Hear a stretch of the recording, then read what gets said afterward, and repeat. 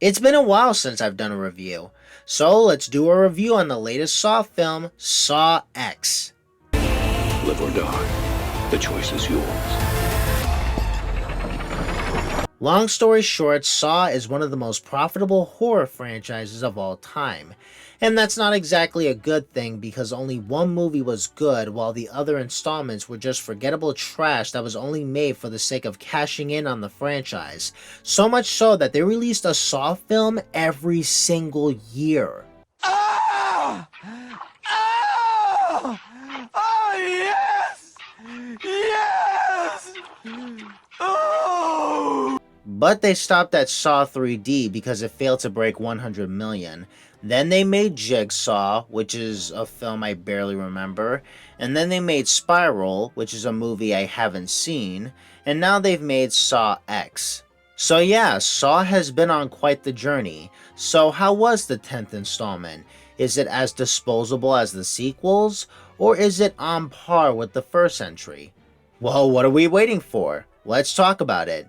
But I need to note, if you haven't seen Saw X, please do not watch this video because there will be some spoilers thrown into the mix. And because this movie is still in theaters, I can't show footage because, well, you know how these companies act. So enjoy whatever game I'm playing in the background. Okay, let's go. Before we jump into the story, I need to state that Saw X does not follow up after Spiral. Saw X is a midquel. It takes place after the events of Saw 1 while being a prequel to Saw 2. And despite this, it still has some elements from the first movie and the later films implemented into this movie. Okay, here we go.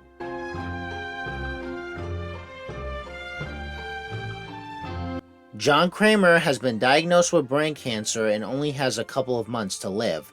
While talking to this guy named Henry, who is in his cancer support meeting, he informs him that his diagnosis has been cured by an experimental Norwegian cancer treatment made by this group who is led by Dr. Peterson. So he gets into contact with Dr. Peterson's daughter, Cecilia, and arranges for him to fly out all the way to Mexico City where he can have his surgery done. He gets there, he meets Cecilia, who seems very nice.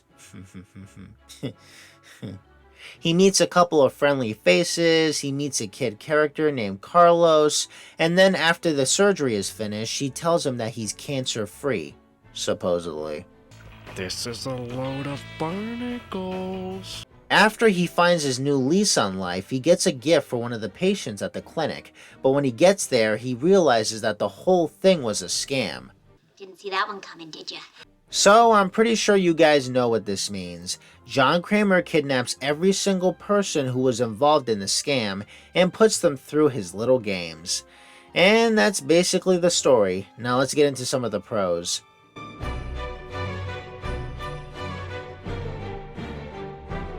The first thing I like about this movie is that it focuses on John Kramer himself. He's always been the most interesting character in these movies, especially in the later films, despite the fact that they killed him off in Saw 3.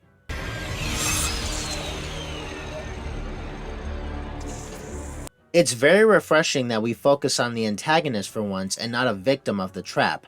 I mean, they kind of did that in Saw 2, but not to this degree. I like how his morality is back in check, because in the later films, he just kills people for the most trivial of things. If I remember correctly, in one movie, he kills a guy because he smokes too much, and then he kills another guy who has a habit of trying to save people. Like, what? What? But luckily, the people that he has in this trap are some of the most deplorable people ever, because each and every single one of them has had their hand in this scam for the past 8 years. I also like how some of these victims who are in these traps deserve to be in these traps, and are not just thrown in there for the sake of a body count.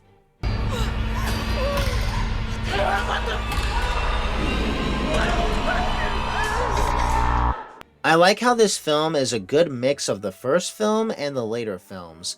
What I mean by this is that you get a bunch of characters that are stuck in one room, and then you get a bunch of blood and gore that a lot of people tune into these movies for. The gore is pretty solid. It doesn't make me feel squeamish as the second movie did, but it's pretty good. It was nice to see old faces like Amanda, even though she's old. I mean, seriously, what the fuck? Pighead and Billy the Puppet. I like how Cecilia and her partner are the perfect counterbalance to John and Amanda. And the translation scenes in this movie aren't complete garbage or obnoxious as hell. Speaking of obnoxious as hell, there's no multiple side plots, there's no stupid flashbacks, and the story happens in chronological order, which is really refreshing to watch. And the last thing I like about this movie is how it's shot. I like the dark, shadowy rooms and environments in this movie. They look nice. Okay, that's all the pros. Now let's get into the negatives.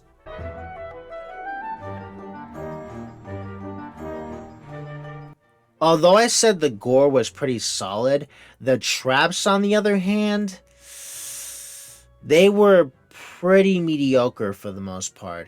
But let me tell you something, they were way better than what Jigsaw had. I mean, seriously, Jesus Christ, some of the traps in that movie were so weak. The first 30 minutes of the movie can be pretty slow, but when the traps get into motion, that's when the film really starts to pick up. Speaking of traps, man, it really feels like some of these characters should have survived because they do what they're told, and yet they still end up as a body count. But at the same time, this isn't exactly new for the franchise because this kind of problem was introduced in the original trilogy and the later installments that followed it. I thought the ending was kind of underwhelming, especially when Cecilia ends up living. What? Which is really weird because I would say her lackeys did less damage than this woman did. She's the one who's been in charge of running this scam, and yet she lives at the end. What the fuck? And my biggest pet peeve with this movie is that they still have John Kramer being an all-knowing god. But that's just it. I'm not a man. I'm God. Because at the end of the movie, John gets placed into his own trap by Cecilia and her partner, and it still ends with him being on top, Rick Sanchez style. Wow! What the hell? What happened back there? Why don't you ask the smartest people in the universe, Jerry? Oh yeah, you can't. They blew up.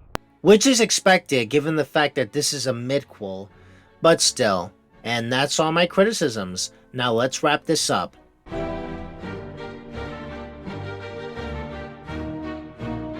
When I first heard that Saw was getting a 10th movie, I thought it would be another stupid, unnecessary, idiotic cash grab like the later installments, but this sequel managed to surprise me.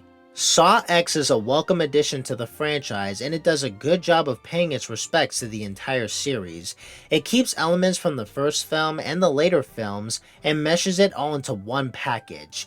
Despite my criticisms of the movie, I still think it's worth your time. If you want to watch the Saw movies, I recommend you watch Saw, Saw X, and maybe check out Saw 2 and 3 if you're curious. But don't watch the later films. Just don't do it. Anyway, those are my thoughts. What do you guys think of the Saw franchise, or Saw X if you've seen it? Tell me in the comment section below, and yeah, I'll catch you guys later.